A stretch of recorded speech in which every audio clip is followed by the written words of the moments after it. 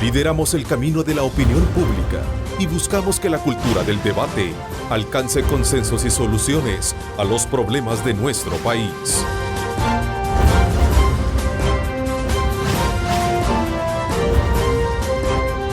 Diálogo con Ernesto López. Jueves 3 de noviembre, ¿cómo están? Qué placer saludarles a ustedes. Bienvenidos a Cadena Megavisión, canales 15, 19 y 21, como siempre cubriendo todo el territorio nacional. Agradecemos como siempre a Dios Todopoderoso por darnos ese privilegio de poder ingresar hasta la intimidad de sus hogares. Este día con nuestros invitados, por cierto, conocedores de tema de país y especialmente en el tema de criminología y seguridad pública, haremos un repaso sobre las medidas encaminadas a combatir la violencia en nuestro país, por cierto, con estadísticas disparadas en incremento de muertes. Ayer veíamos la noticia en horas de la noche, un ametrallamiento a un vehículo, a un pickup cargado de personas, donde fallecieron 5, esto en el sector de San Miguel, en el oriente del país. Casos lamentables, muertes, asesinatos de policías. Hoy, por cierto, los dos principales periódicos de nuestro país también hablan sobre aspectos que tienen que ver en la lucha y el combate de la delincuencia en la región. Para hablar de este tema, me acompaña acá en nuestros estudios Ricardo Sosa, experto en temas de seguridad. Gracias por acompañarnos, Ricardo. Buenos días, Ernesto. Buenos días a los panelistas. Un cordial saludo. Que Dios les bendiga. Bueno, saludo también al licenciado Douglas Castellano, especialista también en temas legales. Gracias por acompañarnos. Gracias, buenos días Ernesto, buenos días a toda tu teleaudiencia y gracias por la invitación. Director del semanario El Independiente, Walter Raudales, escritor y periodista. Gracias por estar con nosotros también. Buenos días Ernesto, buenos días a todo el país. Un placer estar contigo. Bueno, hoy con ustedes vamos a precisamente aprovechar este tema que tiene que ver con el combate de la violencia.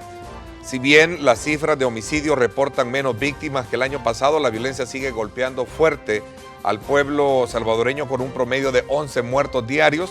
Ayer otro policía se sumó a las bajas de la corporación a manos de criminales. Hacía mención sobre este acontecimiento alrededor de las 8 de la noche en el oriente del país, donde fueron ametrallados un vehículo cargado de personas. Eran alrededor de 5 personas las que han fallecido, una realidad que obviamente llama a analizar las medidas extraordinarias y qué tan efectivas están siendo, acompañadas obviamente de la gran pregunta: ¿cómo impacta la situación financiera del país en dichos planes?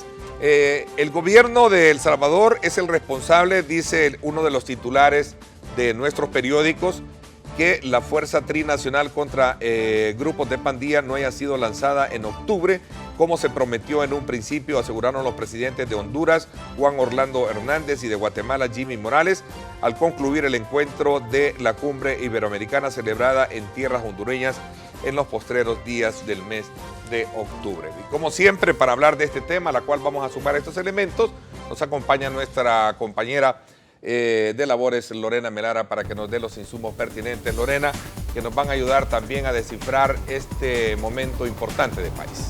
Gracias Ernesto, un gusto saludarte a ti y al panel que te acompaña. Como ya lo mencionabas, las cifras de muertes violentas generan zozobra.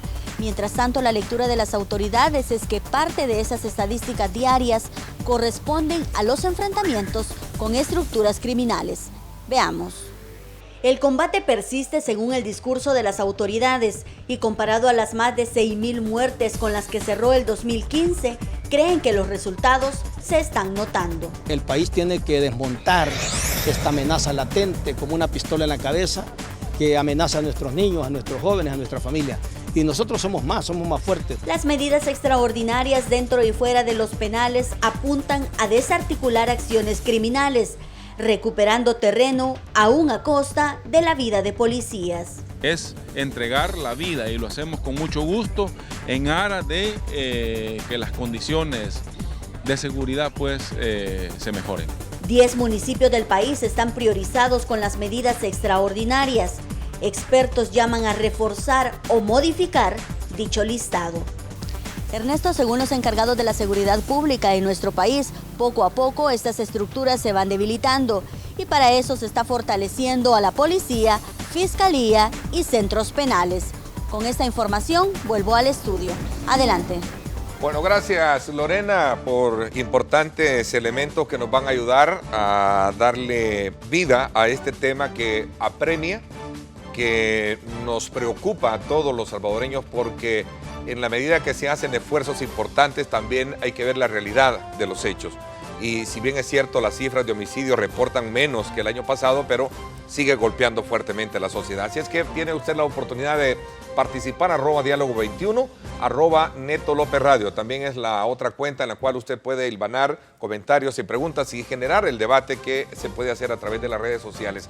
Nuestra señal en vivo abierta al mundo a través de www.megavision.com.sb, pero también la puede encontrar a través de Facebook Live. Así es que desde ya búsquenos como Diálogo con Ernesto López. También es retransmitida a través de Ernesto López Radio, en la cuenta Ernesto López Radio. Ahí usted también puede ver la retransmisión de nuestra señal en Facebook Live. Bueno, quizás este es un punto bien importante antes de poder entrar a analizar la situación doméstica del país, que ya sabemos cómo está. Un poco poner en relieve esta manera de los periódicos principales de nuestro país, que plantean de que El Salvador en algún momento se convierte en piedra de tropiezo, si lo queremos ver, o no piedra de tropiezo, voy a retractarme un poco del término, que está retrasando la Fuerza Trinacional Antipandillas. Ese es un punto elemental para que podamos analizarlo. A ver, Ricardo, y el resto tiene la palabra. Es importante que este tema de la Fuerza Trinacional se ha discutido durante todo el año. Y recordemos que en este tema El Salvador quedó a la cola. Honduras y Guatemala se reúnen bilateralmente. Primero porque ellos habían desmontado toda la estructura de crimen organizado y corrupción que había golpeado sus gobiernos. Y una vez limpia la casa, pueden establecer las bases de un nuevo modelo de seguridad. A tal punto que después de estos incidentes políticos, geopolíticos en ambos países, lo que encontramos es descensos del 42% en todos los delitos en Honduras y del 47% en Guatemala. Esto comparativo con 2014, 2015, y en este año se mantienen oscilando los descensos entre el 38 y el 42%. Esto es importante porque es el contexto. Recordemos que en Guatemala la investigación y el génesis de toda esta situación es la investigación de la línea, a través primero de la vicepresidencia, luego se llega a la presidencia, y todavía la semana anterior tuvimos un caso en el cual el equivalente al ministro de Hacienda, cuando lo llegan a buscar, agarra balazos al fiscal, al policía, y luego se suicida. Creo que esto es importante, este contexto. Luego de todo este ordenamiento que hacen estos países, deciden reunirse bilateralmente, establecen la ruta, el mapa, todo el plan estratégico, y finalmente le dicen a El Salvador, lo invitamos a una reunión, pero no como líderes, sino que nosotros a la cola. Ahora, se dan estas reuniones entre los presidentes de los tres países y los equipos técnicos conformados por los ministros de Justicia y Seguridad, o Seguridad, el equivalente de sus países, más los directores de las policías y los ministros de defensa de cada país conforman las comisiones técnicas, y la última reunión se desarrolló en la frontera Guatemala-Huachapán, a la cual asistieron nuestros representantes y llegaron al acuerdo de cómo iba a comenzar a operar esta Fuerza Trinacional. Importante porque los presidentes deciden que la Fuerza Trinacional comienza a operar a partir del mes de octubre. Estamos a 3 de noviembre y esta fuerza continúa sin operar, y ambos presidentes en sendas declaraciones, incluso ayer fue Madera en Honduras a través del periódico El Heraldo, consignan que es El Salvador el que mantiene en retraso la fuerza de la lucha trinacional contra las pandillas y el crimen organizado.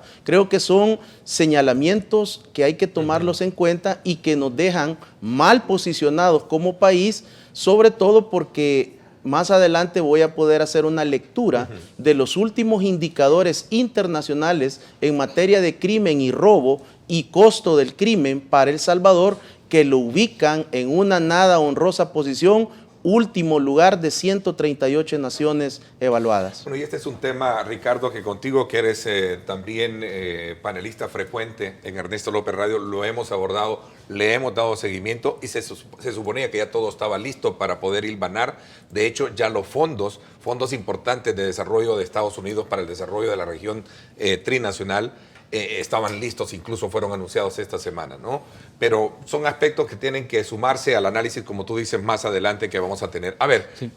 Sí. No, lo quisiera decir también que en comunicación y en periodismo es importante siempre la contraparte, ¿verdad? Y lo que plantea el licenciado Ricardo Sosa no mencionó las reacciones de las autoridades salvadoreñas, pues siempre es importante en periodismo, en comunicación, dar la otra parte. Y la otra versión, digamos, el director de la policía ya habló sobre el tema. Sí. Ayer Dijo mismo, que están operando. Exactamente. Que dijo no hay atraso. Que no hay atraso, que están operando, y en tal sentido pone de ejemplo el hecho de esta captura y de que este importante marero que capturaron en Guatemala y que lo entregan aquí a El Salvador. O sea, él da esas muestras. Por lo tanto, a veces yo siento que hay que tener un poco más de equilibrio respecto a este tipo de informaciones, no darlas por hecho, el hecho que la saque el Heraldo o la puede sacar la prensa. Es decir, siempre hay que cuestionar este tipo de cosas. Yo creo que hay que ponerlas en una balanza y ver y preguntarle con datos concretos a la policía, a las autoridades de seguridad en el país, qué es lo que está pasando. Ahora, desde mi punto de vista, yo considero que las fronteras son construcciones mentales.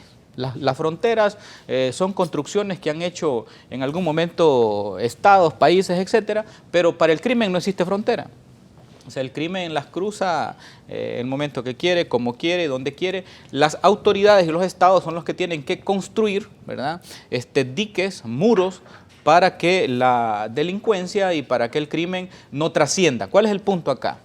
El punto es que desde el momento en que El Salvador comenzó con esta nueva estrategia, ¿verdad?, a partir de lo que surgió en el Consejo Nacional de Seguridad, estas medidas extraordinarias, y que empezó literalmente a cazar delincuentes aquí en el país, muchos lo primero que hacen es cambiar de lugar, moverse de territorio. Claro. Pero si te empiezan también a acercar en otros lugares, entonces tú empiezas a moverte. Y como digo, no hay fronteras para el crimen, entonces empezaron a cruzar a Guatemala, empezaron a cruzar a Honduras, y en Nicaragua no los dejan entrar ni siquiera a Estelí, ni por Somoto van, cuando ya, porque en Nicaragua hay un sistema... una sociedad más organizada, ¿no? A ese punto quiero llegar después de la colaboración. Claro. Entonces en Nicaragua de regreso para Honduras, y entonces toda la zona del Paraíso, Danlí, Caome, eso se volvió territorio donde ahí circulaban y andaban. Entonces, estos países comenzaron a ser operativos y es fácil también para ellos, y han aumentado las capturas y han aumentado. Entonces, es importante que en los países estos del Triángulo Norte,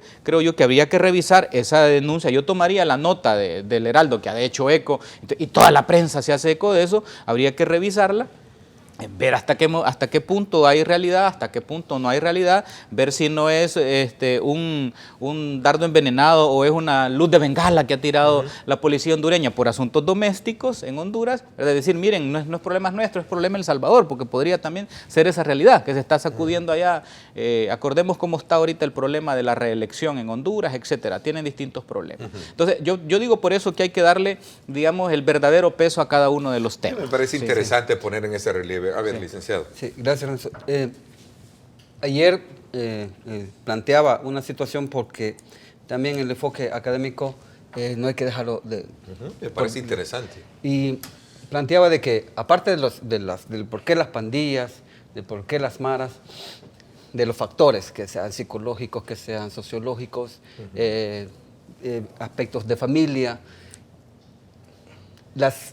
han sido especialistas o se caracterizan por su mutación, por sus cambios. Entonces, pasaron por 13 generaciones, una generación que básicamente era como ocupar el territorio, defenderlo, segunda generación, ocuparlo, ya se miraban algunos aspectos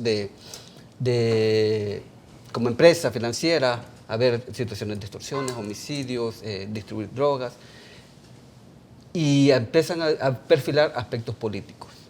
En el tercer estadio, generación, se establece que esta parte de la socio, digámoslo, o el aspecto político se va fundamentando más. Y el punto es de que precisamente es que se van sofisticando. sofisticando, se van, ¿cómo se llama?, consolidando y internacionalizando. Ahora, el punto es, ¿hasta dónde ha mermado en nuestra sociedad, en nuestro Estado, el poder de las pandillas? Planteo esto porque si es acaso esto no un aspecto elemental de que no permita que El Salvador también vaya a la saga junto con los demás países. Yo estoy de acuerdo con lo que plantea el licenciado Raudales, escuchar las dos partes, magnífico. Pero, ¿hasta dónde? ¿Hasta dónde ha mermado y hasta dónde se han posicionado? Bueno, tuvimos la operación última que se dio un fuerte golpe, entiendo, a la estructura. Sí. Precisamente eso te iba a tocar. ¿Y por qué tenemos esta situación? Y hay que analizarlo también, dos elementos bien importantes. Operación Jaque y Tregua. ¿Sí? Ya vamos a hablar del tema Tregua. Sí, ¿no? pero Operación Jaque, si quieres nos quedamos ahí con Operación Jaque. Se atacó estructura, se atacó una parte importante que es lo financiero, digamos, pero de una pandilla. Tengo entendido que es solo de una pandilla. ¿Qué tal de la otra pandilla? Entonces, ¿eso hace cuánto ocurrió? ¿Se le ha dado seguimiento? ¿Hay una política o hay una estrategia bien diseñada respecto a la represión de estos entes, de estas bandas? Se necesita también el tema de recursos. Y yo creo que ahí es donde también hay que apuntalar. Por eso es que en algún momento el tema de la fiscalía es importante. Recursos y estrategias. Y estrategias. Y qué bueno que la fiscalía lo está haciendo, funcionando, pero necesita más recursos. Pasa que la fiscalía le ha dado la estrategia al tema de corrupción y ha descuidado bueno, está en ese enfoque, está ahorita, pero me parece interesante. A ver. Aprovechando, o sea, y no me voy a cansar de eso por el momento, de felicitar al fiscal general del trabajo que está haciendo. Es tremendo. Por supuesto. Pero la operación Jaque y el seguimiento, ¿a quién le corresponde? Esa es la pregunta del millón. Porque ¿a quién le correspondería hacer este seguimiento? Y pasa en nuestro país pasa un elemento muy importante. Tiene que haber una coordinación interinstitucional, al menos en el sector justicia, que me parece que el licenciado Raudales lo conoce. Pero funciona, creo yo, como que a medias. La relación policía-fiscalía tenemos estos casos, licenciado, deme las órdenes de detención y procedamos. ¿Quién le ha dado seguimiento? Esa es la pregunta. ¿Y por qué? Quizás esa es la respuesta por la cual posiblemente estas pandillas se estén como empoderando más y estén quizás como teniendo un poco más de fuerza para que el país no se adhiera a esta situación internacional de Centroamérica. Está más empoderado que otra cosa. Es posible. Que en otros países. Estamos más entretenidos con otro enfoque también. Yo creo que es un punto elemental que hay que introducir en esto. Ricardo, a ver. Sí, yo quiero aclararle un poco al licenciado Raudales cuál es mi enfoque. Mi enfoque es un enfoque criminológico. Desde el punto de vista criminológico, debido a que él puede tener la nota periodística. Ahora, me parecería muy extraño que en Honduras, en Guatemala, todos están posicionando las declaraciones de ambos presidentes y que solo él esté cuestionando en ambos países. Y obviamente este día los periódicos de El Salvador recogen estas maderas de los periódicos y las declaraciones de los presidentes, y creo que acá el tema no se puede resolver poniéndole una grabadora al director de la Policía Nacional Civil. Yo creo que eso está fuera de lugar. Aquí el tema es cuál es el enfoque criminológico que se le está dando al problema del combate del crimen organizado transnacional. Ese es el verdadero problema en el cual El Salvador tiene una situación muy clara. Debería de ejercer el liderazgo. Yo quiero comentarle, Ernesto, y usted lo sabe perfectamente. Al inicio de la gestión del fiscal anterior, fui quizás de las pocas personas que le hizo la propuesta cuando él era el presidente del GAFIT. Le dije que era necesario que él liderara una cruzada en el Triángulo Norte para que El Salvador se ubicara en la posición que le corresponde estar, al frente, líder, en primer lugar al combate. ¿Sabe por qué? Porque realmente el fenómeno de las pandillas como lo hemos estudiado en otros programas en este foro, en esta tribuna, no es un fenómeno que se le quiera atribuir que las pandillas nacieron en El Salvador. Eso yo creo que ya a estas alturas, 2016, está claramente que las pandillas encontraron en el fenómeno de la deportación un caldo de cultivo, un nicho por excelencia debido a las condiciones que teníamos en la plataforma social. El Estado jamás regresó después de la guerra y me pareció muy interesante el programa de ayer, Ernesto, porque nos da una fotografía y una lectura de lo que realmente sucede. ¿Programa de? El día de ayer de los acuerdos de paz. Es bien interesante, es bien interesante porque lo que yo analizo desde el punto de vista del enfoque criminológico y a través de la victimología es que realmente en El Salvador tenemos dos polos opuestos que se odian, dos partidos políticos y sus militantes, su alta dirigencia, sus fanáticos, sus militantes que realmente tienen un odio de clases entre ellos y que posiblemente firmaron el cierre de los fusiles hace 25 años, pero realmente las condiciones de paz y que tanto se quieren alardar cada vez un pequeño grupo firmante de esos acuerdos de paz, disculpen, yo no puedo celebrar, yo puedo tal vez conmemorar porque la situación que el país presenta 25 años después es completamente diferente. ¿De qué estamos hablando, Ernesto? Estamos hablando que actualmente nosotros tenemos por lo menos 3 tipos de guerra. La guerra entre las pandillas, la guerra contra las pandillas y la guerra de las pandillas contra la sociedad que se refleja en el caso de anoche con esa masacre de 5 personas que iban a una fiesta patronal y son acribillados cobardemente a balazos. Ese es el tipo de situaciones que estamos enfrentando en el día a día. Ahora, veamos cuál es la situación. ¿Por qué Honduras y por qué Guatemala, cuando tienen más de una tercera parte de la población pandilleril reflejada en el informe de Naciones Unidas de la lucha contra las armas y el crimen regional, nos ubican a nosotros, como lo es, como la nación que más estructura pandilleril tiene dentro de su sociedad, a tal punto que las últimas estimaciones que se tienen, no solo de las pandillas directamente de las estructuras, sino de sus colaboradores. Existen muchos autores criminológicamente que establecen fórmulas que por cada pandillero los colaboradores van de 5 a 7, pero no bajan de 5. Por lo tanto, estamos hablando que en este momento en El Salvador existe aproximadamente un 10% de la población que tiene relación, que se beneficia, que obtiene algún tipo de lucro a través de la estructura del crimen organizado denominado pandillas. Por eso, El Salvador debería de estar liderando, de estar llevando este combate trinacional y no esperando que le estén diciendo, miren, ¿qué les pasa? ¿Por qué no vienen? Ese creo que es el punto. Un enfoque bien importante que cala, solo para coronar y darte también el punto de opinión, Walter, en el sentido de que es lo que más le apremia a la sociedad hoy en día. Puse el ejemplo de nuevo, regreso ya en materia informativa, el acontecimiento de ayer. 2 agentes policiales creo que fallecieron ayer, fueron asesinados. Y estos 5 últimos en la noche. Entonces, ahí hay algo que ya vamos a regresar de lo regional a lo particular, a lo doméstico. Yo quisiera entrar un poco a mi análisis sobre el tema.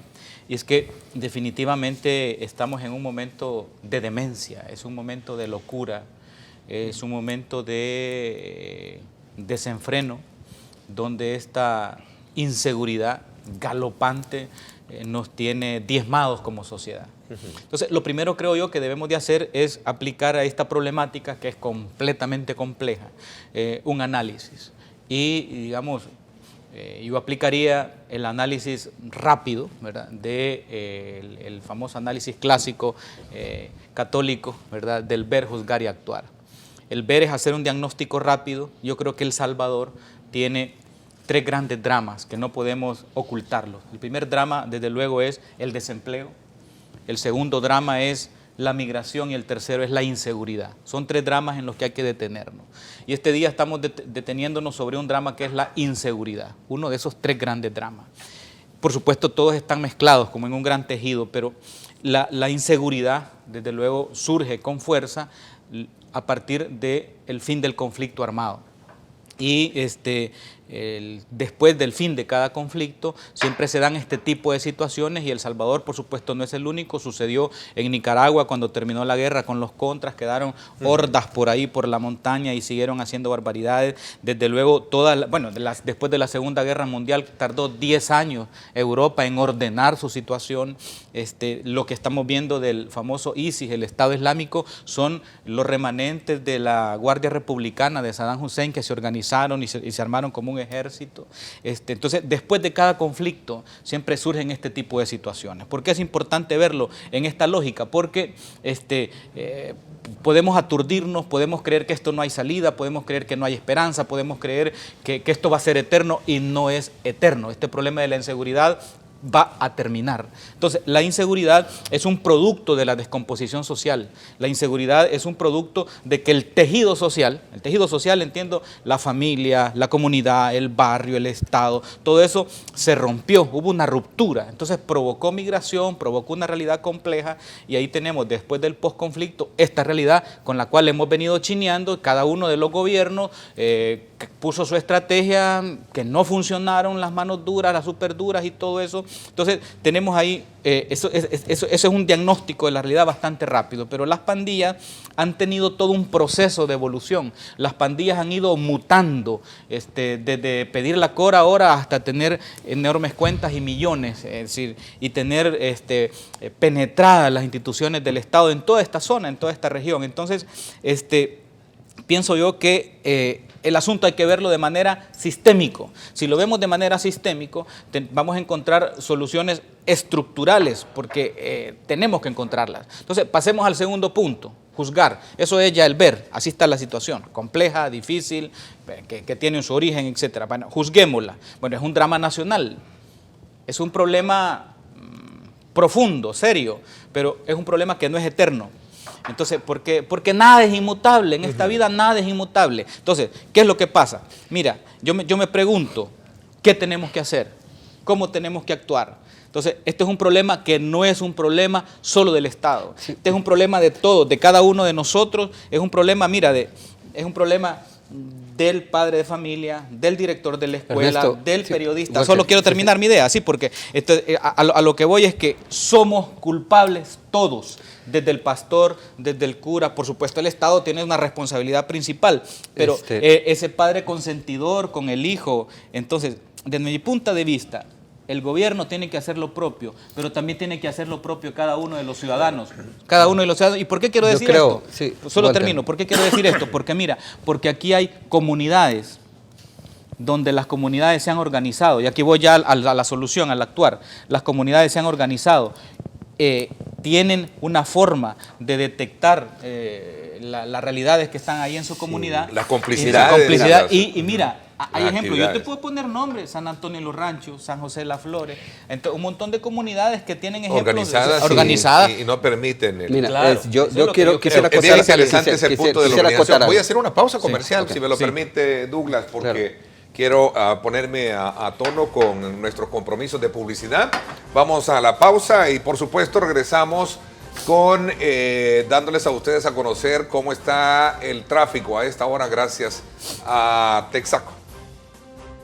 Ahora la gasolina Plus de Texaco subió de 88 a 91 octanos, el octanaje recomendado para la mayoría de vehículos en Latinoamérica. Texaco presenta el reporte del tráfico. Bueno, vámonos hasta el Boulevard Tutunichapa, en la zona de los juzgados, esto en el centro de gobierno, para que usted tenga una mejor lectura de cuál es el tráfico que se está generando. Al fondo nos vamos hasta lo que es, este es el edificio de los juzgados, centro judicial. Aquí vamos desplazándonos por este importante sector para que usted tome en consideración cuál es la situación del clima. Ahí está el empalme que se hace de este de aquí de la zona de los juzgados, ¿sí? Así es, hacia el oriente, al poniente sería. Ahí está, usted ahí tiene esta imagen, ahí vamos ya prácticamente sobrevolando. ¿A dónde?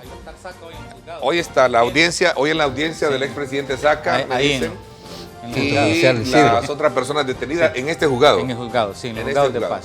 En los juzgados de paz. Ahí está. Esa es la condición de tráfico para que usted tome en consideración a esta hora, gracias a Texaco. Ahorra en cada galón usando la nueva gasolina Plus 91 de Texaco. Texaco presentó el reporte del tráfico. Texaco, 80 años en El Salvador y seguimos brillando. Si es para mejorar, sí, pero si es para que se lo queden ellos, pues no, porque mire, si ustedes fijan, no hay nadie acá brindando seguridad. Pero si los fondos no se ven para dónde agarran, sino que solo se piden más fondos y no se ve claro. Necesitamos más fondos para que la autoridad pues salga a la calle. Entonces, porque nosotros aquí no vemos nada, porque vemos que estamos con el compañero que no vemos nada, porque nada, ni autoridad va y pues. Y entonces si no hay fondos, pues no puede haber más autoridad.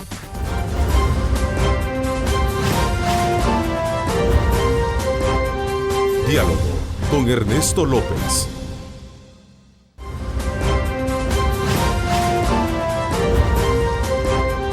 Diálogo con Ernesto López. Bueno, gracias nuevamente por estar con nosotros. Antes de continuar con nuestro análisis sobre la situación de la delincuencia y la violencia en el país, tomando como punto de referencia también esa integración que tienen los tres gobiernos, Guatemala, Honduras y El Salvador, para poder de alguna manera hacerle frente al tema de las pandillas en estos acuerdos trinacionales. Quiero recordarles que todos los salvadoreños están disfrutando el exquisito sabor de pollo campestre. Pruébelo hoy en cualquiera de sus restaurantes. Pollo campestre, orgullosamente hecho en El Salvador. Y a raíz de los comentarios y el análisis primario que hemos estado haciendo con relación a ese tema y tomando como punto de referencia una información que publican los principales matutinos en nuestro país a raíz de que Honduras califica que El Salvador retrasa Fuerza Trinacional Antipandillas, el ministro de Seguridad de nuestro país, Mauricio Landaverde, nos ha contactado y pide el espacio para hacer las aclaraciones pertinentes. Ministro, buenos días, qué gusto saludarlo. Muy buenos días, Ernesto, el gusto es mío. Un saludo a ti y a tus invitados y gracias por este espacio que me permite aclarar ese punto pues que también fue de discusión en tu programa esta mañana. Así es, en efecto, hay retrasos, dice Honduras, ¿es cierto o no es cierto? También con la responsabilidad periodística que tenemos de tener puntos y contrapuntos en esta plataforma de programa, se dice que también usted salió al paso el día de ayer y dijo, hemos hecho esfuerzo conjunto, Guatemala es un ejemplo de lo que se ha capturado. Bueno, hay que decir que la iniciativa ha sido de El Salvador en cuanto a estrechar los lazos de comunicación y coordinación con Honduras y Guatemala. Y esto tiene una razón fundamental, y es que de acuerdo a las investigaciones, no solo del caso conocido como Jaque, sino otros que anteriormente la Policía Nacional Civil y la Fiscalía han investigado en nuestro país, las operaciones de las estructuras nacionales se han ampliado a ambos países. Y tanto en Honduras como en Guatemala tuvimos, y los hechos últimos así lo corroboran, la información que varios de los cabecillas y principales autores de estos casos habían buscado refugio y se habían establecido ya en ambos países, sobre todo en Guatemala. Y también que la compra de armas y otros delitos estaban también teniendo conexión con la región y principalmente con Honduras y Guatemala. Esa es la razón por la cual buscamos estrechar la comunicación, buscar los acuerdos.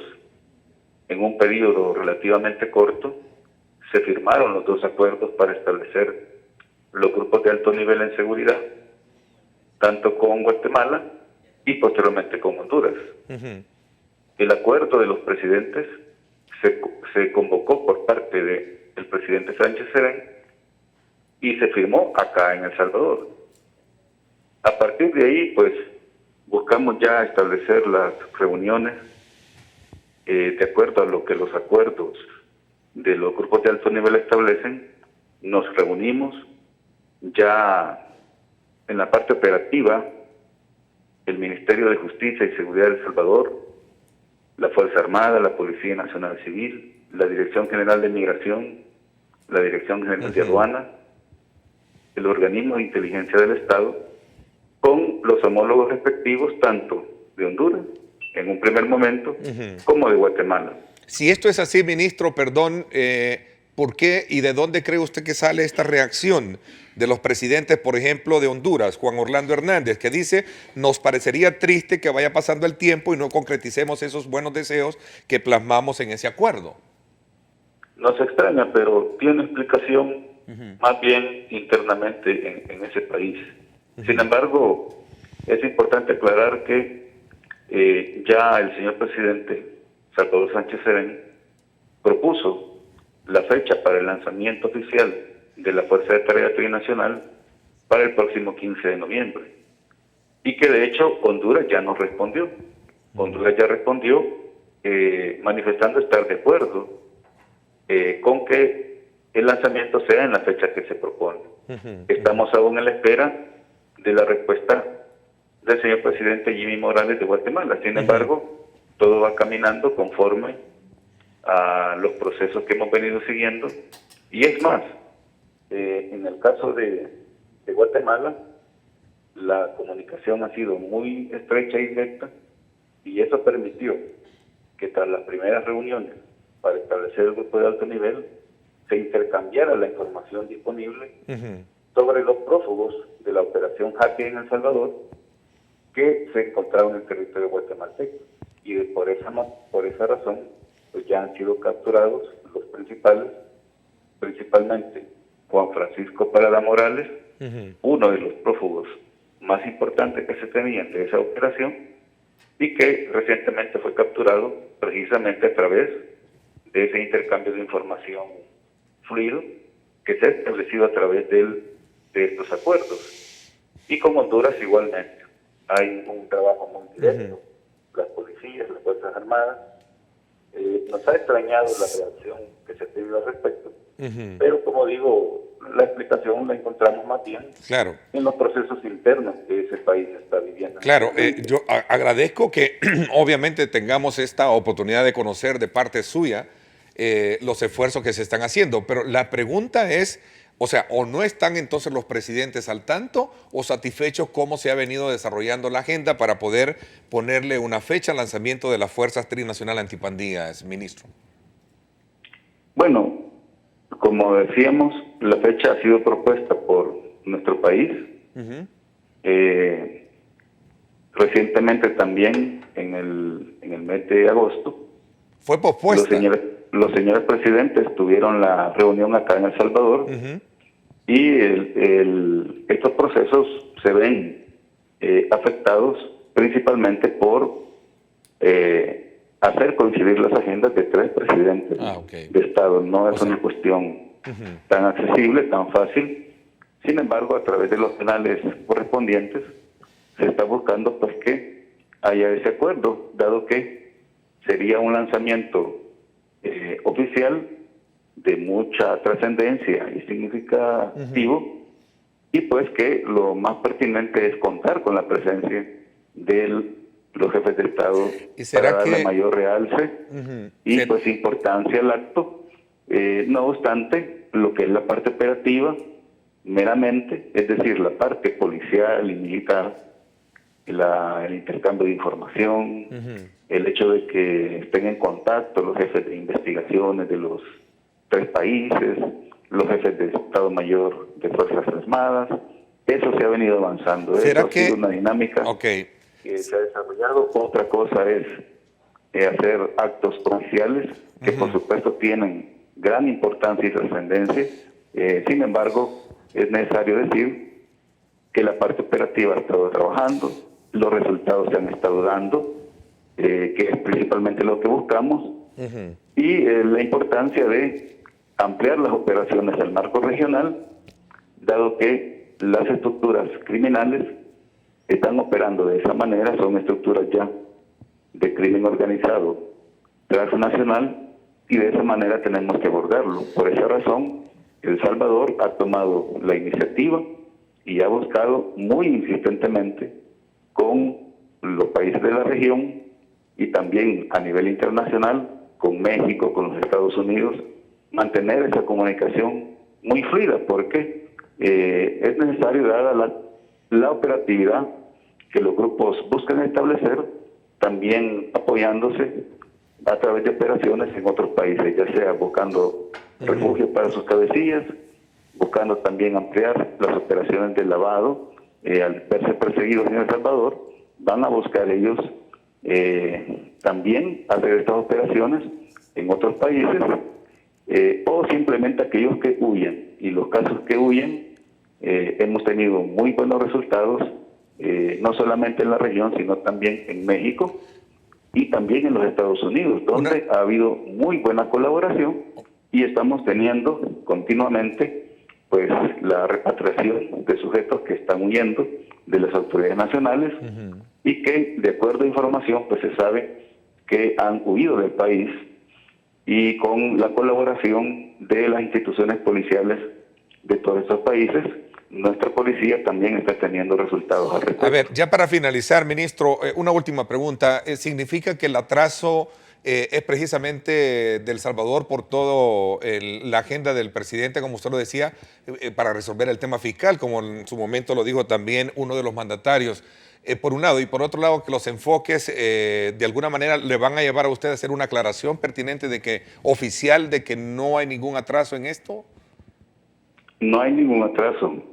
Más bien, el inconveniente para fijar la fecha ha sido la agenda de los tres presidentes.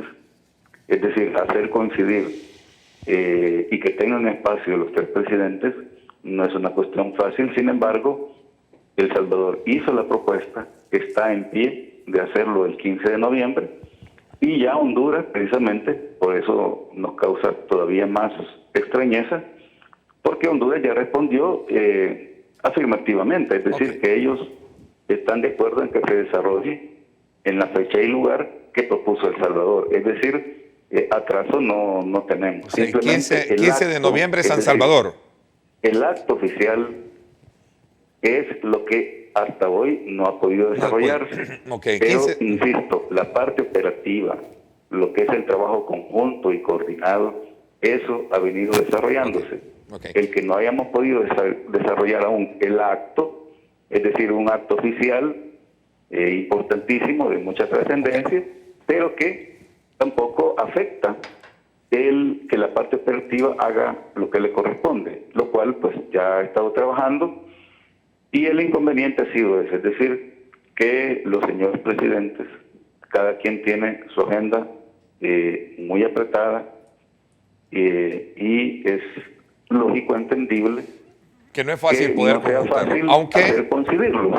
Aunque debería de ser. Sin embargo, insisto, ya desde hace casi unas 3 semanas, más o menos, El Salvador propuso el 15 de noviembre, y pues ya Honduras nos dijo que efectivamente ellos están de acuerdo. Estamos esperando aún la respuesta de Guatemala para ese acto, pero eso lo quiero dejar muy en claro. Lo que está pendiente es el desarrollo del lanzamiento oficial, pero eso no impide que en la parte operativa, tanto las policías como las Fuerzas Armadas, las entidades investigativas y de inteligencia, estén en buena coordinación, en buena comunicación, que hayan operaciones, que haya planes que están desarrollando. Eso efectivamente ha venido trabajándose y los resultados se están produciendo. Estamos teniendo cooperación, estamos capturando prófugos, estamos ampliando las operaciones ya al marco regional para pues incidir aún más en el combate a los grupos delincuenciales que han buscado pues operar de esa manera. Ministro, le agradezco que nos haya pues de alguna manera dado esta versión. Era importante aclararla. Ahora estamos sabedores de que ya hay una propuesta que ya está aprobada por Honduras, que solo falta Guatemala. Muchísimas gracias, ministro. Bueno, a ustedes, muy buenos días. Muchísimas gracias al ministro por estar atento a nuestro programa y por supuesto salir al paso de este tema que obviamente ahora nos queda más claro. Sí hay un trabajo operativo, a lo mejor de protocolo no, se está a la espera que Guatemala, decía, se integre en esto para desvirtuar un poco o con extrañeza, como él decía, esta información que se ha publicado en los periódicos de Honduras. Sí, perdón, solo yo acotar algo respecto a esto es que creo, y de eso estoy casi seguro, que la sociedad salvadoreña lo que quisiera es de que este tema estuviese dentro de las primeras prioridades, ¿verdad? Porque realmente... Eso iba a decirle, ojalá que sea rápido, que se logren, porque apremia en lo particular el problema, creo que está muy bien y de felicitar también el trabajo operativo que se puede estar realizando. Pero creo yo que como sociedad esperamos de que este tema en particular, sobre este tema de la seguridad ciudadana... Trinacional. Y ahora...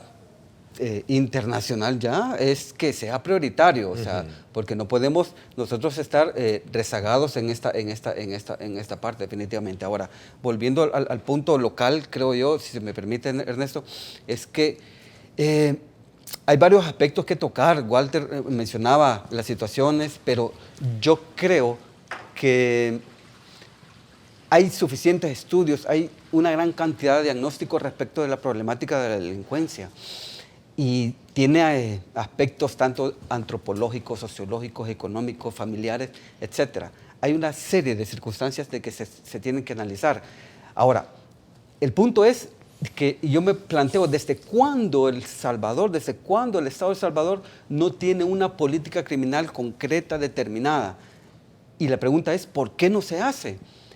Y la respuesta es, lamentablemente, lo que en un momento creo que dijo Ricardo, es que el tema político, porque para entrarle a un problema de criminalidad, de delincuencia, de inseguridad, es un trabajo que no va a resolverse en 4 o 5 años, como dijo Walter, que es el programa Mano Dura, que es Super Mano Dura, que ahora con medidas extraordinarias no se va a resolver en este periodo. Entonces necesitamos que los políticos realmente se despojen de todo el aspecto ideológico y pensemos en función de sociedad. Perdón, Ernesto, solo quiero terminar.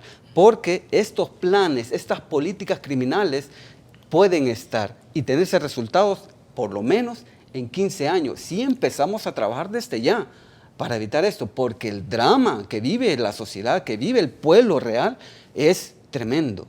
Es tremendo. Nosotros, algunas personas que tenemos la oportunidad de estar trabajando en el interior del país, vemos el drama que se vive en estos pueblos y también cómo se hace hasta maravillas por parte a veces de los agentes policiales, de la misma fiscalía, para poder llevar casos que con recursos bien exiguos hacen su trabajo. Así que yo lo que esperaría es se prioricen estos temas y por favor empecemos ya a plantearnos seriamente el tema. Me parece que una cosa es el protocolo y otra cosa es la urgencia. Para mí que hay que dejar todo y hay que entrarle a esto lo más pronto posible, ¿verdad? Yo quiero agradecer la llamada al señor ministro de Justicia y Seguridad, Landaverde, debido a que es importante escuchar una voz autorizada del gobierno para que nos ilustre que ya está esta propuesta para el día 15 de noviembre. Es fundamental porque acá el análisis que hice yo en la primera parte del programa fue con un enfoque criminológico y tratando de dar la lectura de los señores presidentes de la República de Guatemala y Honduras, quienes hacen una serie de declaraciones contra nuestro país. En ningún momento se pone en duda la articulación, la coordinación interinstitucional que ha existido desde antes de que se hablara de la Fuerza Trinacional. Es importante que por eso es que insisto y mi propuesta cobra más vigencia después de la llamada del señor ministro Landaverde, porque nosotros tenemos, y la verdad es que hay que reconocerlo, es modestia aparte, pero nuestra policía ha sido reconocida a nivel de América Latina como una de las policías más eficientes desde su establecimiento. Posiblemente en los últimos años ha tenido algunos señalamientos que definitivamente van a ser superados, pero en este momento, y usted recuerda, Ernesto, cuando nombraron al señor ministro de Justicia y Seguridad, Landaverde, yo quizá fui de los únicos que dije, por primera vez vamos a tener a un policía, a un técnico, y hice incluso en este foro la relación de que el señor ministro no solo es policía de carrera, también es un profesional de la ingeniería, por lo tanto su planeamiento estratégico en fórmula con su amigo y compañero de muchos años de batalla, el comisionado Howard Cotto, le ha producido, le ha permitido a este gobierno mejorar en cuanto a la estrategia, en cuanto a los centros penitenciarios. Ahora, con las medidas extraordinarias, ellos apuntalan sus planes y ¿qué es lo que obtenemos en este momento? Una disminución. Yo estaba haciendo la referencia de los homicidios del comparativo octubre 2015-2016 con la cifra que lanzó el señor secretario de Comunicaciones manifestando que fueron 406 homicidios los que se produjeron en el mes de octubre. Estoy a la espera que el señor ministro de Justicia y Seguridad o el director de la policía lo confirmen para que sea una estadística oficial, como quiero permitirme mostrarles mi registro. Esta es una estadística propia que yo llevo de todos los años. Podemos observar que a la fecha tenemos 4.582 homicidios pendientes la casilla de noviembre y diciembre, y del 2009 a la fecha tenemos 32.916. Quiero mostrar los años. ¿Del 2009 a la fecha? Del 2009 al 2016 podemos observar por mes, y acá voy a hacer la aclaración que son datos confrontados con la Policía Nacional Civil y el Instituto de Medicina Legal. Es importante, aquí podemos observar la reducción significativa del año anterior, 6.657 a 4.582 que tenemos al cierre del mes de octubre, que es la proyección que yo he establecido en base a la lectura y las fórmulas criminológicas. Creo que El Salvador puede llegar a una reducción del 20 al 25% en homicidios relacionados, comparados 2015-2016. ¿Qué indican estas fórmulas criminológicas? En mi proyección, El Salvador puede disminuir a una fórmula de 80-85% muertes sobre cada 100.000 habitantes, que lo va a sacar de la nada honrosa posición, primer lugar en violencia y en crimen, que amanecimos el 1 de enero de este año. Por lo tanto, la reducción y la ganancia en homicidios va a comenzar en este último trimestre, porque recordemos que el año anterior las cifras, el incremento de los homicidios se dio en el último trimestre. Por lo tanto, en el tema de los homicidios, al Ejecutivo le ha ido muy bien, considerando que las medidas extraordinarias se implementan el 1 de abril del presente año. Por lo tanto, no hay en los registros del 2009 a la fecha una reducción tan significativa que ronda el 53% en el tema de homicidios, como lo estamos teniendo con este tema de las medidas extraordinarias. ¿Qué otra lectura se puede hacer en cuanto a las medidas extraordinarias? Es que se ha logrado una estabilización en el promedio de homicidios. Veníamos en los últimos 4 meses con un promedio de 340 a 360. ¿Qué tenemos en los últimos meses? Tenemos en el mes de agosto que sobrepasamos los 400, una pequeña disminución en septiembre, y hoy nuevamente pasamos los 400. Yo creo que esa variable de las estadísticas de muertes es importante en el tema de la inseguridad, pero yo creo que aplicar el muertómetro no nos va a permitir ver en su plenitud el problema, ¿verdad? O sea, yo creo que la estadística es buena, es importante ver incluso cómo han ido disminuyendo los casos, pero creo que hay que verlo en su plenitud este problema. Este problema tiene, aparte de la cuestión estadística, tiene también que ver mucho con la parte antropológica, que es la vida del otro, la vida del ciudadano que está ahí, cómo lo está enfrentando. Entonces, no, perdón, pero es que no tienen que desarrollar mi idea. En lo particular, perdón. Entonces, ¿cómo me vas a responder si no he desarrollado la idea? Es que solo una cosa, a ver, discúlpame, pero es que no me gusta el término peyorativo del termómetro, o sea. No, el muertómetro. En lo particular. Es un término muy peyorativo, entonces, porque son vidas humanas y son salvadoreños. Lo que quiero decir es que la inseguridad no la vas a ver solo en ese elemento. Lo que quiero decir es que la inseguridad tiene otra serie de variables. como por ejemplo la variable del impacto familiar, la variable del impacto social, la variable del impacto cultural en la región, lo económico, es decir, una serie de...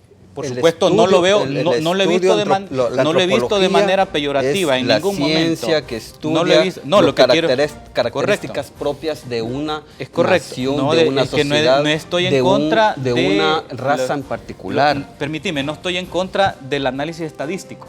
Lo que estoy diciendo es que hay que verlo en su plenitud. Entonces, si no lo ves en su plenitud, corres el riesgo de ver la realidad solo con un ojo. Tienes que verla en su amplitud. Entonces, ¿qué es lo que está pasando acá? Por ejemplo, yo no he escuchado que se hable, por ejemplo, del Consejo Nacional de Seguridad. Tú dijiste que no había estrategia. Bueno, ¿y qué es el plan El Salvador Seguro? O sea, el plan El Salvador Seguro ahí está. Entonces, hay que analizarlo. Ahora, desde mi punto de vista hay un montón de variables y elementos que hay que verlos, pero bueno, a mí me gustaría desarrollar mi idea, Ernesto. O sea, el planteamiento que yo quiero hacer es que lo vengo sosteniendo, el problema de inseguridad es un problema de todos. No es un problema del Estado, no es un problema de la policía, no es un problema de la fiscalía, es un problema de toda la sociedad.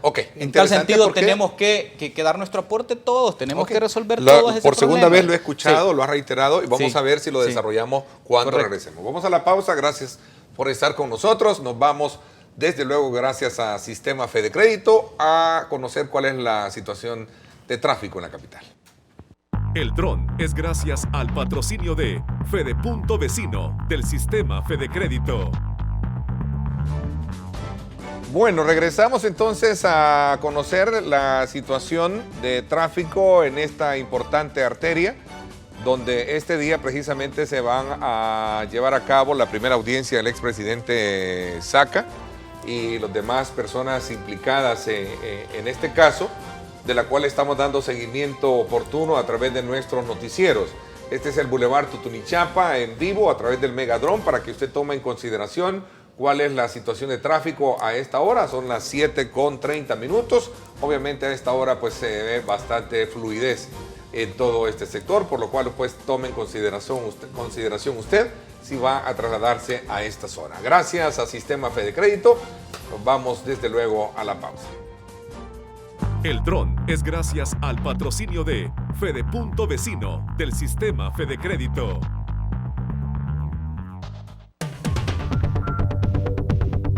Me imagino que sí, porque al final lo que les ha de hacer falta es como el personal para hacerlo, ¿verdad? Entonces, si falta personal es porque faltan fondos para poder tener todo lo necesario. La delincuencia está bastante al acecho, ¿verdad?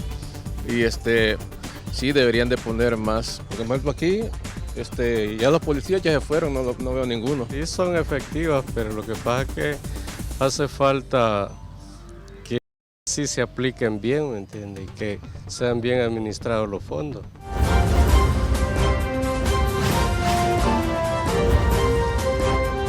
Diálogo con Ernesto López.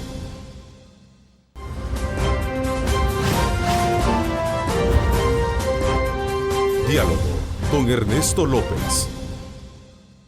Descubre Nescafé Dolce Gusto, granos de café de alta calidad con enriquecido aroma, protegido dentro de cápsulas únicas. Nescafé Dolce Gusto presenta. Bueno, a continuación, una deliciosa noticia con nuestra compañera Lorena Melara. Adelante. Así es, para todos los amantes del café, quiero contarles que ya llegó a El Salvador Nescafé Dolce Gusto. Y en esta ocasión les muestro la mini-me de Nescafé Dolce Gusto para prepararse un té, un café o un riquísimo chocochino, que es lo que vamos a realizar este día. Únicamente introducimos la cápsula de leche, que indica la dosificación necesaria de agua. Cerramos. Subimos los 3 niveles, como ya veíamos en la cápsula, y giramos la palanquita hacia la derecha, que es el agua caliente. Esperamos que la leche se diluya. Solo esperamos unos segundos, porque así de práctica es la mini-me para tenerla en el hogar o incluso en la oficina. Bastan unos segunditos para que esto esté listo. Esto está listo. Sacamos esta cápsula. Y luego introducimos la cápsula de cocoa. Nuevamente cerramos. Tenemos los 3 niveles Y nuevamente movemos la palanquita hacia la derecha, que es el agua caliente, como les decía.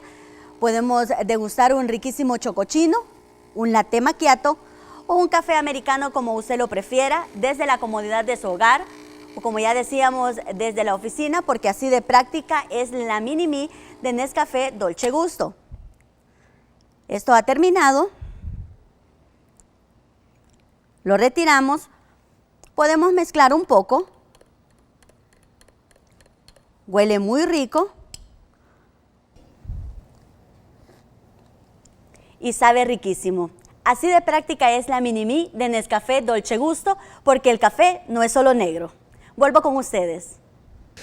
Bueno, gracias precisamente a Nescafé Dolce Gusto tuvimos esa importante noticia y deliciosa noticia. Gracias, Lorena.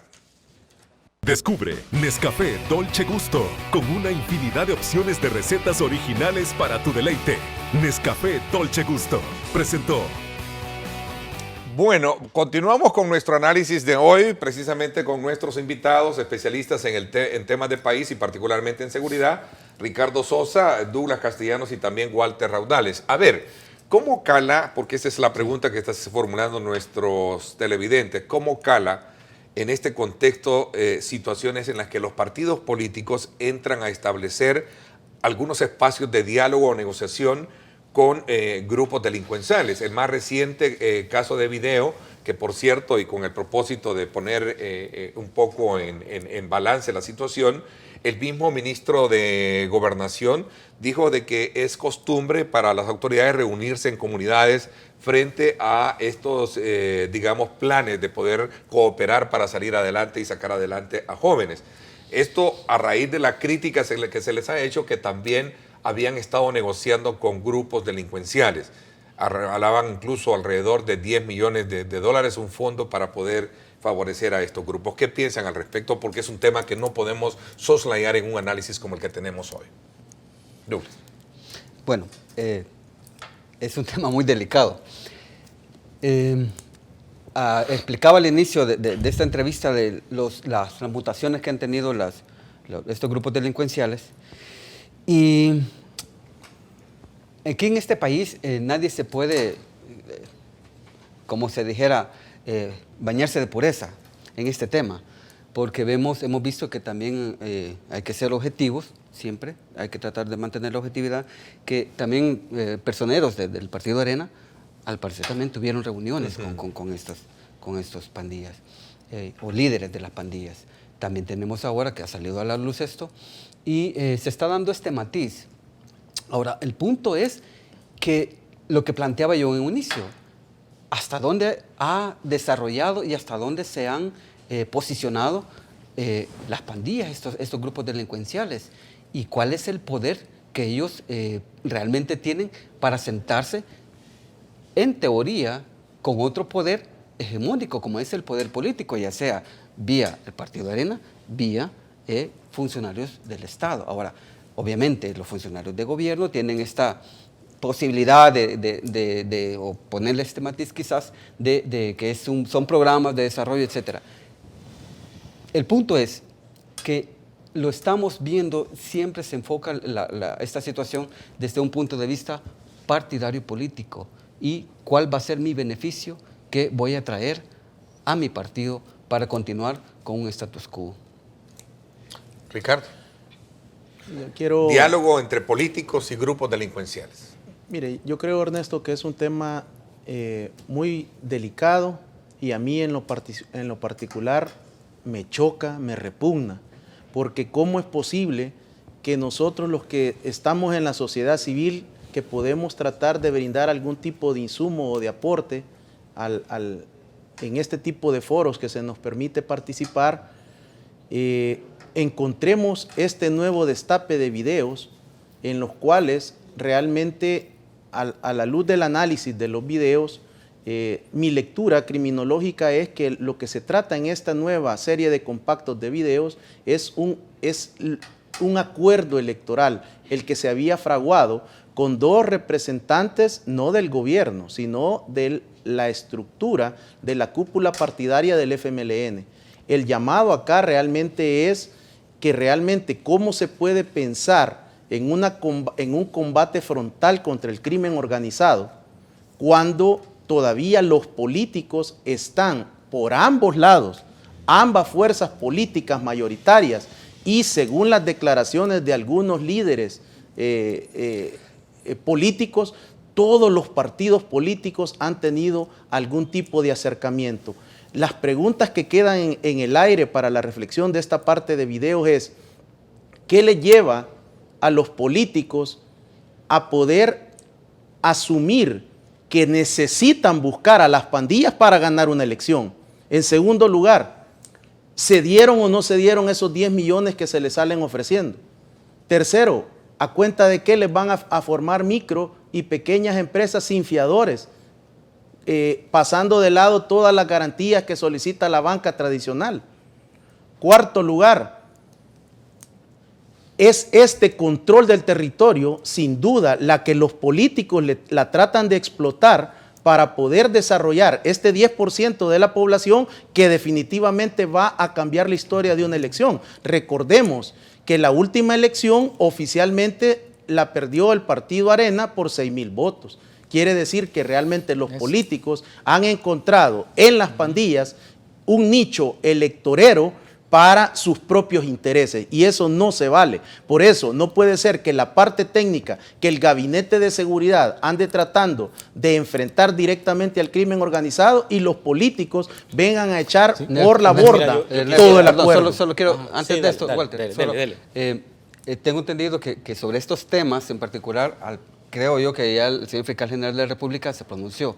Creo de que hay una apertura de una investigación. Ahora, yo solamente quisiera, para dejar como ilustrado a la población, y dice el artículo 345 del Código Penal de las agrupaciones ilícitas, fíjate cómo dice.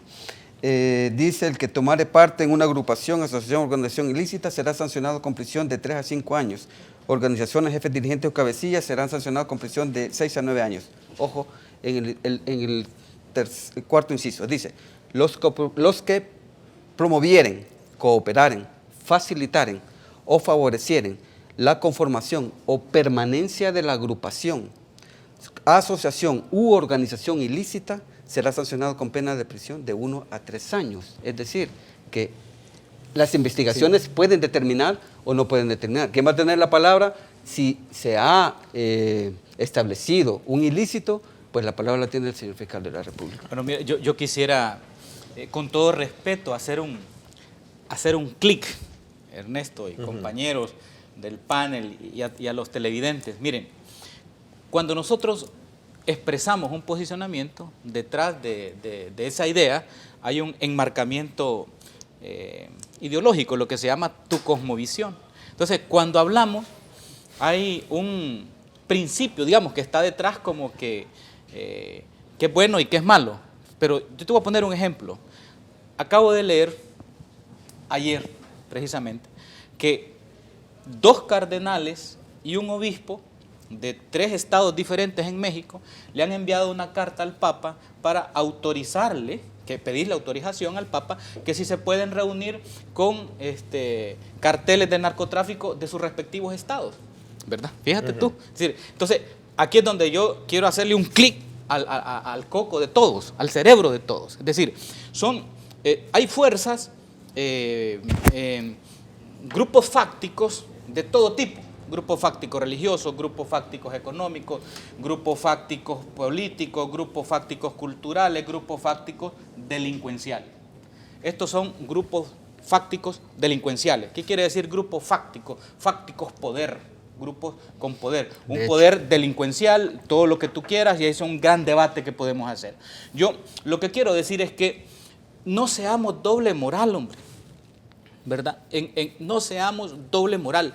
Para resolver el problema que tenemos, que es profundo, que es un problema complejo, hay que ir a los cachos, y no nos vamos a poner aquí. Mira, desde mi punto de vista, tenemos primero que sentarnos. Sí, pero decir perdón, Walter, ahí me gustaría que aclararas que es doble moral. Estoy terminando la idea. No, lo que quiero decir es que, mira, si es que tú mismo lo dijiste, las pandillas han evolucionado, han permeado la sociedad, si es que están en todos lados. Si es que están en todos lados, si yo puedo estar saludando a alguien en un cóctel, en un centro comercial, y resulta que él tiene semejante red de delincuencia. Entonces, lo que quiero decir aquí detrás de todo esto es que veámoslo a profundidad, este tema. Yo no voy a juzgar, no he visto las grabaciones, no he visto un poco ni siquiera las reacciones, tendría que verlo y estudiarlo. Lo que quiero decir es que, mira, es tan profundo y es tan complejo el problema en la sociedad salvadoreña que no nos quedemos por las ramas, porque yo lo que quiero decir es que a veces como sociedad, como medios de comunicación, nos quedamos en la epidermis de la realidad. Aquí hay que ir a fondo, aquí hay que ir a buscar salidas, aquí hay que buscar a resolver ese problema. Y desde mi punto de vista, y como no he podido terminar mi análisis del ver, juzgar y el actuar, me quedé en el juzgar, quiero terminar en el actuar. En el actuar, donde, brevemente, ¿cómo resolver el problema? Mira, yo creo que hay que darle el papel a la comunidad, el rol de la comunidad. Hay que tener organizada la cuadra, organizado el barrio, organizada la colonia, organizada la residencia. El rol del alcalde, tiene que ser importante el papel del alcalde. Entonces, cada quien tiene que hacer lo que le corresponde. Y el Estado tiene que tener movilizada a la población sobre el tema de seguridad, sobre el tema de insalubridad. Tiene que movilizar. Aquí la sociedad, hay una gran anomia, aquí está paralizada la comunidad, todos esperando a ver qué dice el papá de Estado. No, nosotros como sociedad tenemos que movernos y tenemos que hacer algo ya. Sí. Voy a la pausa comercial, la última y las reflexiones finales con relación a este tema que obviamente preocupa muchísimo, sobre todo cuando se trata de establecer el límite entre lo que es un diálogo y una negociación, que son dos cosas distintas. Vamos a la pausa. Este es el informe del tráfico desde el Megadrón, gracias a Seguros del Pacífico. Hoy, Seguros del Pacífico te ofrece full cover y cero deducible en tu seguro de vehículo. Para más información, llámenos al teléfono 2283-0800. Bueno, gracias nuevamente por estar con nosotros. Seguimos informándole a usted la situación de tráfico en este importante paso a desnivel que comprende lo que es la zona de la parte del redondel de Don Rúa hacia arriba, los juzgados. ¿Qué calle es esa? El Boulevard Universitario. No, ese es el Tutunichapa. El Tutunichapa es de norte a sur, el que viceversa. Ajá, pero sí. El Boulevard Universitario. Es el Universitario, sí, ¿verdad? Universitario, ahí está. Universitario, ahí está. Así es que usted tome en consideración Medicina la legal. Medicina Legal, Corte Suprema de Justicia, tome en consideración todas estas imágenes si piensa desplazarse por este sector. Así es que desde ya pues les invitamos a mantenerse pendiente con nuestra señal a través de su teléfono móvil, su tablet o su computadora, que portátil. Recuérdense que estamos en Facebook Live a través de Diálogo con Ernesto López y también Ernesto López Radio. Son las dos cuentas en las que usted ve la transmisión en vivo, en directo de esta señal que nos está enviando nuestro Megadrón de nuestra ciudad capital. Precisamente allá está el edificio de... Ese es gobernación, ¿verdad? Migración, ¿verdad? Migración, Corte Suprema de Justicia, ahí está, Asamblea, toda la parte centro del centro de gobierno. Ahí tiene usted esa buena imagen, esa buena perspectiva de nuestra linda y bella ciudad capital.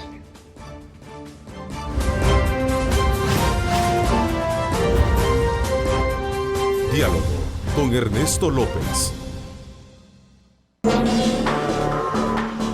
La siguiente sección es por cortesía de la Universidad Francisco Gavidia. Tecnología, innovación y calidad. Bueno, antes de hacerles reflexiones finales de este tema, que era importante ponerlo en perspectiva, sobre todo porque la agenda del país se concentra en otros temas. Por un lado, el gobierno, la negociación fiscal con el Partido Arena y los partidos políticos. Por otro lado, también los temas del combate a la corrupción que está llevando a cabo instituciones como la Fiscalía General de la República, pero estaba el tema también pendiente, que es el tema de la seguridad. Antes de ello, quiero decirles que se nos informa que alrededor de 5 vehículos involucrados en un accidente de tránsito, carretera que de Santa Ana lleva a San Salvador, esto es en el kilómetro 57.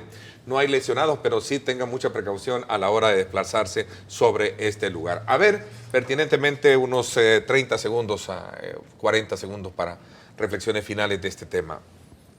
Bueno, yo creo, Ernesto, que lo importante es que sigamos luchando y aportando al país. Desde mi perspectiva, estoy lanzando una nueva plataforma para el país denominada el Observatorio de Seguridad. La idea de esta plataforma es reunir pensamiento académico y técnico en materia de seguridad para lanzar al Estado salvadoreño una serie de propuestas que las puedan considerar, las puedan tomar en cuenta si lo estiman conveniente, para, en primer lugar, diseñar una política criminal de Estado salvadoreño, la cual carecemos. En segundo lugar, el primer estudio que hemos desarrollado consiste en el costo del crimen y el robo al país, que alcanzó el 16% del PIB. Es un impacto tremendo el daño que se le está haciendo a la nación, y estos dos indicadores son los que ha tomado el Foro Económico Mundial y el Banco Mundial para ubicarnos en estas posiciones que relaté en el primer segmento. Las propuestas de este primer estudio son claras. En primer lugar, que el Estado valore el utilizar las sedes de los cuarteles para establecer centros de detención temporal para los privados de libertad en fase de semilibertad y confianza. En segundo lugar, que se disminuya la planilla de efectivos del ejército. Estamos en paz, no necesitamos mantener una planilla tan alta del ejército. Tercer lugar, una revisión de los PPI asignados a todos los políticos. No se vale que tengamos empeñados a nuestros policías que pueden aportar en labores de seguridad pública para andar cuidando tanto político. Y en cuarto lugar, tiene que ver con el tema del hacinamiento. Esto nosotros estamos proponiendo que estos centros de detención en los cuarteles pueden llegar a una reducción del 20% del sistema penitenciario, que buena falta le haría al país para cumplir la sentencia de inconstitucionalidad del hacinamiento. Y finalmente, el llamado a la Corte Plena. Llevamos 11 meses sin director del Instituto de Medicina Legal, y eso no se vale en el país más violento del mundo al inicio de este año. Se le está dando chance a 2 personas para que terminen de completar los requisitos, teniendo al doctor Velázquez y al doctor Quijano, que son gente proba y técnica, y se le está negando la oportunidad a ellos de escalar. Ok, vamos a ver, reflexiones finales, 30 segundos, porque se nos fue el tiempo. Gracias. Solamente para más o menos concluir, pero lo que hemos estado hablando es de política criminal, sin sesgos, sin ningún tinte político, ideológico. Claro, y yo quisiera de que se pusiera sobre la base de toda esta situación las víctimas, la sociedad. Y te voy a robar un minuto nada más, Ernesto. Es que me trae la paradoja de hacer una metáfora sobre el infierno, de Dante. Dante va a atravesar, en una visión que tiene, va a atravesar el infierno, que son 9 círculos que lo conforman, y así está establecido, y eso es lo que copiamos para el occidente, lo que conocemos como el infierno. En esta travesía, Dante es conducido por Virgilio, el poeta romano, y él lo conduce a que vaya atravesando cada uno de esos círculos del infierno. Hay una parte en que Virgilio y Dante no pueden abrir unas puertas de este círculo, y aparece un ángel, y este ángel abre esas puertas y enfrenta a los demonios. Entonces, perdón, solo quiero terminar aquí. Entonces, sí, pero solamente para terminar. ¿Qué es lo que quiero decir con esto? Que necesitamos, la metáfora es que necesitamos hombre probo como Dante, necesitamos un guía y un maestro como Virgilio, y necesitamos sobre todo la ayuda divina. Claro, por supuesto. Pues eso es fundamental. Mira, cierro diciéndote de que el problema de la inseguridad que nos abate, que es un drama nacional, tiene solución. Nada es inmutable en este mundo, y este problema va a pasar, siempre y cuando cada uno de nosotros pongamos lo que nos corresponde. Así es. Me parece interesante la reflexión final, y yo creo que lo que decía Douglas es bien importante. No perdamos de vista el valor real que tiene la oración, estar de la mano con Dios para poder traducirlo en nuestro medio ambiente y hacer y construir una mejor sociedad. Muchísimas gracias, Ricardo. Gracias por habernos acompañado, Ricardo Sosa. También Douglas, gracias, Douglas Castellano, por primera vez que nos acompaña en el programa. Gracias también a ti. Walter, como panelista acostumbrado del debate político de los días miércoles en Ernesto López Radio. Gracias. Gracias a usted, pásela bien, y como siempre recuerden lo más importante, amar a Dios sobre todas las cosas. Lideramos el camino de la opinión pública y buscamos que la cultura del debate alcance consensos y soluciones a los problemas de nuestro país.